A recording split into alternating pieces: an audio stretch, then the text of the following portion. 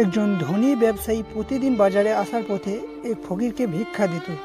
ফকির সব সময় হাসি খুশি থাকতো, যা দেখে ব্যবসায়ী একদিন জিজ্ঞেস করলো, তোমার কিছুই নেই, তবুও তুমি এত সুখী কিভাবে?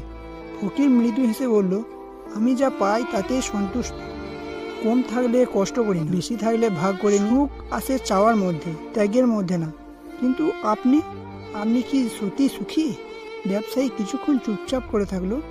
তার সম্পদ ছিল, বড় বাড়ি ছিল, কিন্তু মনে শান্তি ছিল না। সারাদিন ব্যবসার চিন্তায় দুশ্চিন্তা থাকতো। একদিন সে সিদ্ধান্ত নিল, শুধু ধন অর্জন নয়, মানুষকে সাহায্য করবে। সে দরিদ্রের জন্য চাকরির ব্যবস্থা করলো, অসহায়দের পাশে দাঁড়ালো। ধীরে ধীরে তার মনে প্রশান্তি এলো। সে বুঝলো, প্রকৃত সুখ শুধু টাকা পয়সা নয়, বরং দান, সাহায্য এবং আত্মতৃপ্তির মধ্যে। ফকিরের কাছ থেকে সে সবচেয়ে বড় শিক্ষাটি পেল, প্রকৃত সম্পদ হলো হৃদয়ের প্রশান্তি।